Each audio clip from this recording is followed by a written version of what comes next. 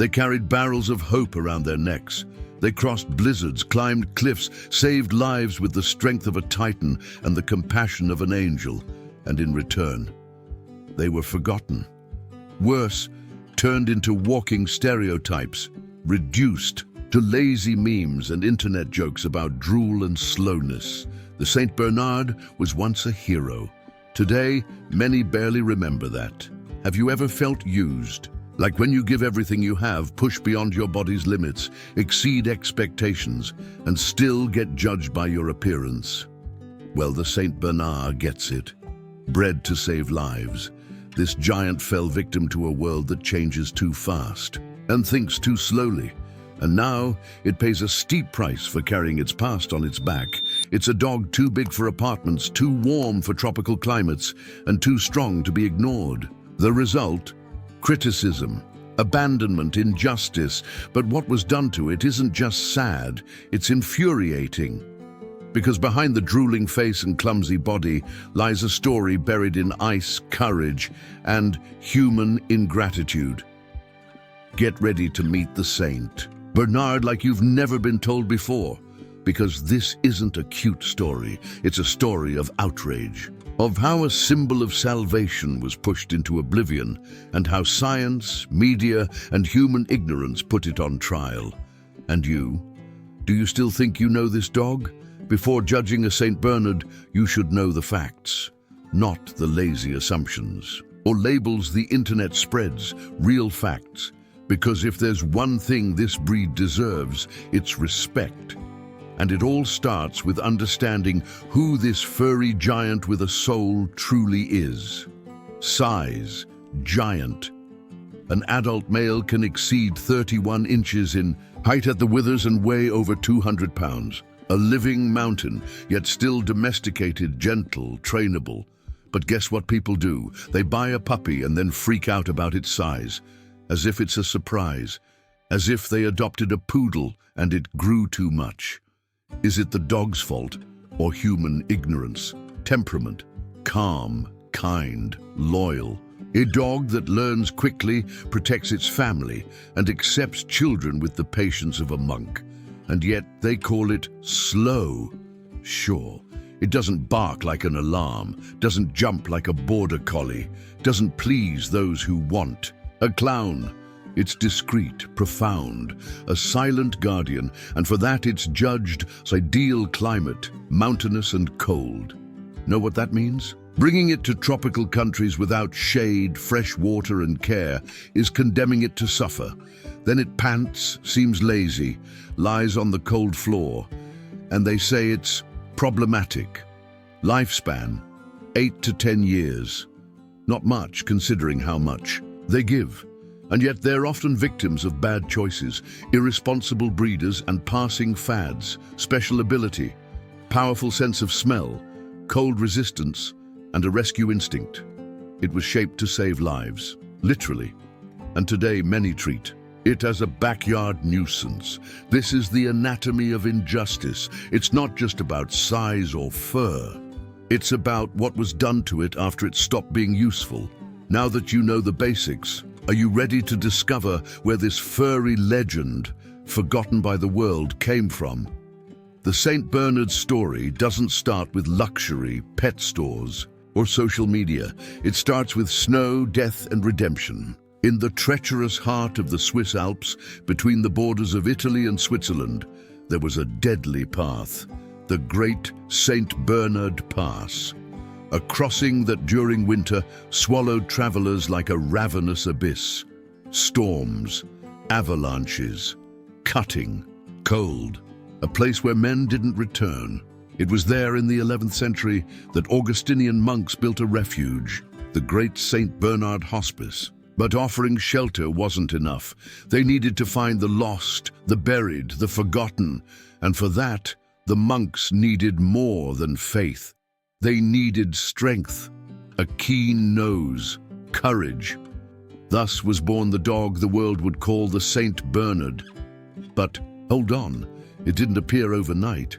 It was shaped decade after decade from local dogs, possibly with influence from Roman Mastiffs and ancient Alpine breeds. The goal was singular, save lives, and it succeeded spectacularly.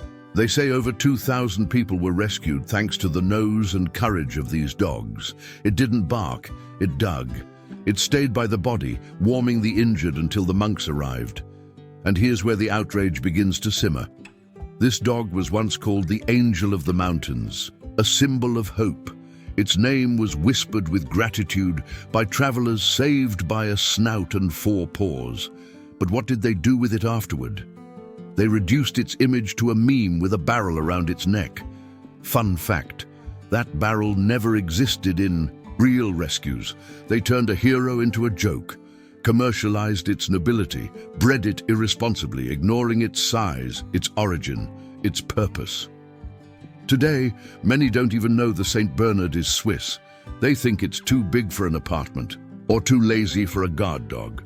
The same animal that braved snowstorms to save strangers is now seen as a nuisance in cramped backyards. It's a cruel irony. The dog that lived to save humans now depends on luck not to be discarded by them. And before you say this is an exaggeration, wait until you learn about the moment it was torn from glory and cast into oblivion. Because if its origin was heroic, what came next was a brutal fall.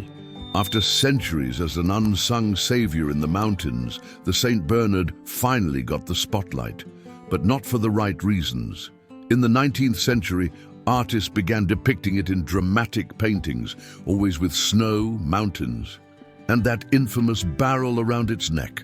A folkloric invention repeated endlessly. What should have been a symbol of bravery became a marketing fantasy. The heroic dog became a caricature. Then came cinema. Hollywood did what Hollywood always does, took a powerful story and turned it into shallow entertainment. In 1992, the release of Beethoven changed everything. The St. Bernard became a global star. Kids wanted one at home. Parents thought it was cute. Stores began selling them like giant stuffed toys, but no one accounted for the reality behind the fame. Sure, the movie was fun, but it planted an illusion. The St. Bernard was portrayed as docile, playful, a bumbling companion perfect for the ideal American family. And because of that, the ruin began. Unscrupulous breeders multiplied the breed to meet the new demand. The careful genetic selection that preserved its size, temperament, and resilience for centuries was ignored for profit. Fragile puppies with joint issues, disease-prone, and unstable temperaments started appearing. Many bought a St. Bernard without knowing what they were bringing home. The same dog that was once a symbol of sacrifice and courage was returned to shelters for barking too much, drooling too much, taking up too much space. Its fame became its trap, its image distorted, and if you think that's rock bottom, it's not. The fleeting celebrity status passed, as all fads do. And what was left? A breed with a wounded reputation, frustrated owners, rejected dogs, and the wreckage of fame that never respected its origin. But what happens to a breed when it stops being trendy? When the spotlight fades, that's when the cruelty reveals itself in its coldest form. And that's exactly what we're about to face. The fame faded. The audience grew bored. And when the spotlight dimmed, the St. Bernard was left alone on stage, facing silence. The one-time symbol of courage in the mountains, celebrated as a hero of the snow, saw its image dissolve into jokes, memes, and judgments. From a glorious dog to a slobbering mutt, the internet, as always, was cruel, and the public's ignorance, even crueler. Criticism came from all sides. People who didn't even know the breed's history started attacking it with shallow phrases like too big, useless, only good for eating and sleeping, as if that was the legacy it deserved, as if everything it stood for could be reduced to a drool-covered couch and an empty bag of kibble. But the problem was far deeper than harsh words. It was structural, and worse, it was silent. With the drop in demand, serious breeders, the few that remained, began to disappear. After all, maintaining pure, healthy, balanced bloodlines is expensive. And if there's no appreciation, there's no incentive. The consequence? An entire breed on the brink of collapse. Meanwhile, backyard breeders, those chasing quick profit, left a trail of destruction. Puppies without genetic oversight, parents with severe dysplasia, litters raised without any emotional or behavioral care. The genetic heritage built over centuries was eroded by neglect, and in the midst of it all, the St. Bernard began to vanish. In Switzerland, its homeland, registrations plummeted. In many countries, it was classified as a vulnerable breed, at risk of extinction outside its original standard. Heavy, slow dogs with breathing difficulties and disease-prone became common. And the blame, as always, wasn't the animals. It was ours, and yet the criticism continued. Now they said the breed was useless, hard to train, expensive to maintain, as if the St. Bernard had asked to be turned into a celebrity, as if it had chosen to be a passing fad. The truth is, it just did what it always did, existed quietly, served loyally, loved unconditionally, and still it was discarded as something outdated. And there's more. Many of these dogs, raised in the wrong environments without proper socialization, began showing behavioral issues. The media, which once used the St. Bernard's image to sell movies and toys, now made a point of sensationalizing. Large breed dog attacks child, without context, without explanation, without understanding. The breed went from movie star to walking threat, feeding a cycle of fear and prejudice. What unfolded was a slow, painful deconstruction, a kind of reputational assassination. But the most infuriating part is that it could have been avoided if they had respected its nature, if they had understood that the St. Bernard isn't a living room ornament, if they had seen that behind those sad eyes lies an ancestral soul shaped by cold, snow, and hard work, if they had grasped that it needs space, purpose, and true connection, not a cramped backyard pen. Not an owner who disappears by evening. What was done to the St. Bernard wasn't just unfair, it was cruel. And the bitterest part of this story is that it never complained, never barked loud enough to be heard, never bit the fingers that abandoned. It just stayed, waiting as it always did, loyal to the end. Today, when you see a St. Bernard on the street, if you still see one, you're not just looking at a big dog. You're looking at a survivor, a living relic of a story few know and many ignore, a symbol of what happens when humans play God with genetics and then toss aside what no longer serves them. The breed still endures, but for how long? How many? More must be discarded, criticized, marginalized, before we realize what we've caused. How many more will have to bear the burden of a past that was used, exploited, and abandoned? And the question that lingers, will the St. Bernard ever again be seen for what it truly is? Or is it doomed to be an uncomfortable memory of how we treat even our heroes? Take a deep breath, because the outrage you feel now is only half the story. Next, we'll dive into the body and health of this wronged breed, understanding what it suffers, what it needs, and what no one tells you until it's too late. Breathe deeply. Good.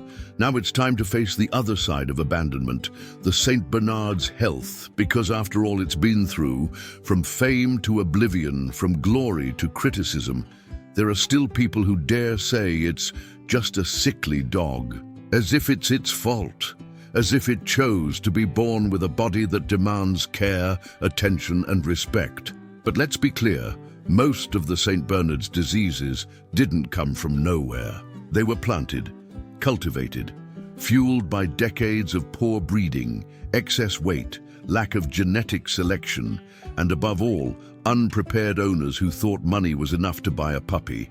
The bill has come due. Today, a St. Bernard might live 8 to 10 years, if it's lucky, because the real lifespan drops drastically without veterinary care, proper diet, and regular exercise. And here's an inconvenient truth. Most owners don't care. They buy a giant dog and leave it in the backyard without structure, socialization, or a suitable climate. The result? Chronic diseases like hip dysplasia, gastric torsion, heart conditions, and severe eye problems like entropion. And the most infuriating part, many of these conditions could be prevented, but they aren't. Have you ever seen an influencer mention this before selling a puppy of the breed? Have you seen a breeder post photos of a dog hospitalized with dysplasia at 3 years old?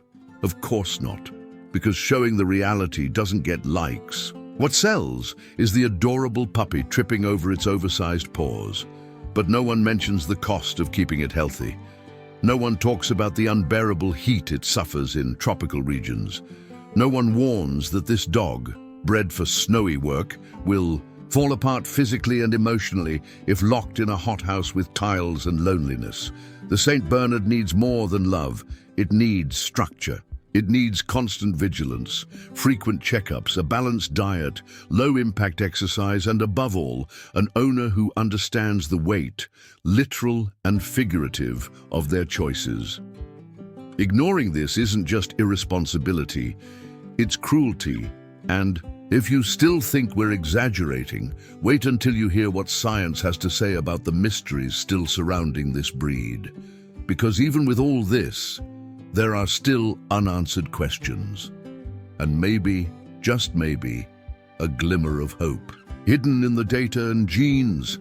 And that's exactly where, amidst the chaos, science tries to mend what humans tore apart. After centuries of shaping the St. Bernard to our convenience, first as a hero, then as a status symbol, we now rely on genetics to fix the damage. And the most infuriating part? Researchers trying to save the breed today are uncovering truths many pretended not to see for decades. Like the fact that many of the St. Bernard's problems aren't just hereditary, they're direct consequences of human vanity. Recent studies reveal the devastating impact of artificial selection based solely on appearance.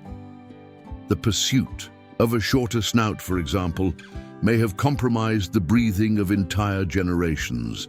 The exaggerated gigantism sold as imposing is directly linked to high rates of dysplasia and gastric torsion. And there's more. Genetic tests show the breed's variability is in critical decline. In other words, the St. Bernard is becoming genetically fragile, and the industry's response? Silence, or worse, denial. Breeders keep prioritizing aesthetics over health. Dog shows continue rewarding specimens closest to a sickly standard, as if ignoring science were a trophy. Meanwhile, scientists fight to preserve what's left, studying genetic sequencing, tracking bloodlines, seeking responsible breeding, all to try to save a breed that didn't ask for any of this. And there are still unanswered questions. Why do some St. Bernards live to 12 with few problems while others collapse at 6? Is there a hidden resilience gene in some forgotten Swiss bloodline? Or is the very concept of the modern St. Bernard so distorted that we're trying to save a creature that never should have existed as it does today? Worse, science also points to an ethical dilemma. Is it worth continuing to encourage the breeding of a dog that requires so much care, adaptation, and infrastructure to have a good quality of life? Is preserving the St. Bernard a noble mission, or just stubborn insistence on fixing the irreversible?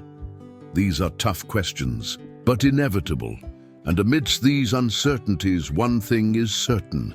The St. Bernard isn't to blame for its condition. It's a reflection of human vanity masquerading as affection. But if all this still hasn't made you think, maybe you need to hear the 10 reasons a St. Bernard might not like you. And so, will you pass the test? If you think winning over a St. Bernard is just about giving it affection and a good treat, think again. These giants have a list on the tip of their tongue, or rather their huge furry tongue, of reasons not to tolerate you. Here are the top 10. 1. Ignoring its space. St. Bernards aren't lapdogs you can smother whenever you feel like it. Invading their space is a surefire way to become their enemy. 2. Underestimating their strength. No matter how sweet they seem, a St. Bernard has the power of a small tractor. If you don't respect that, you'll end up on the floor. 3. Treating them like a decorative object. These dogs are living beings, not statues to adorn your living room. 4. Expecting them to be silent all the time. St. Bernards aren't always quiet guardian angels. They have personality, and if they feel threatened or uncomfortable, they'll let you know, with voice and attitude. 5. Neglecting exercise. It's not enough to just provide food and a soft couch. St. Bernards need activity to avoid stress and aggression. 6. Feeding them junk. Offering improper or excessive food can cost their health dearly, and they'll remind you with a host of problems.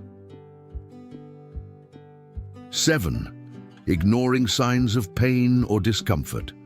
St. Bernards don't hide when something's wrong, but many owners choose to look the other way. 8. Being inconsistent with training. St. Bernards need clear, firm rules. A lack of boundaries creates confusion and disobedience. 9. Expecting quick forgiveness. St. Bernards are patient, but not fools. If you mess up, they'll hold a grudge for a while. 10. Failing to recognize their grandeur. This dog is a living legend with history, courage, and intelligence. If you don't respect that, you don't deserve its loyalty. Is it a tough list? Yes. But the truth is never easy to swallow. The St. Bernard isn't just any dog. It's giant, demanding, and full of personality, and deep down, it carries a quiet indignation toward those who don't truly understand it. And if you think this is just canine whining, wait until you hear the final chapter of this story. What few know is that there's still a final mystery that could turn everything upside down. The St. Bernard is more than a big furry dog. It's a living legend, a blend of brute strength, surprising sensitivity, and an almost human instinct for protection. But not everything is simple with this giant. Behind its immense loyalty lies a contained ferocity, a silent indignation that emerges when it's disrespected, mistreated, or simply ignored.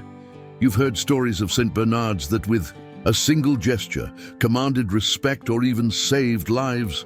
They carry in their DNA an ancestral heritage of bravery, determination, and courage that few dogs can match. Yet living with them isn't for everyone. They demand respect, space, and a genuine connection, and those who don't understand this will face a difficult, friction-filled relationship. But here's the thing few know. Despite all this grandeur, there's an unrevealed mystery surrounding the breed's origin.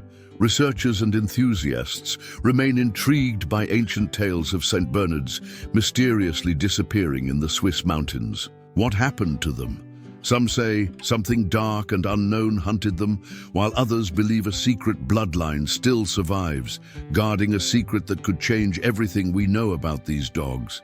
This mystery, spanning centuries, remains unanswered to this day, and perhaps that's what keeps the St. Bernard's wild spirit and quiet discontent alive. A mystery that defies time, intrigues science, and who knows, you might uncover yourself. If you want to dive deeper into the dark secrets and untold stories of the St. Bernard, don't forget to like, subscribe, and hit the notification bell so you don't miss any content, because this saga is far from over. So are you ready to plunge into this giant, powerful, and secret-filled universe? Brace yourself, because the next chapter of this story won't leave you indifferent.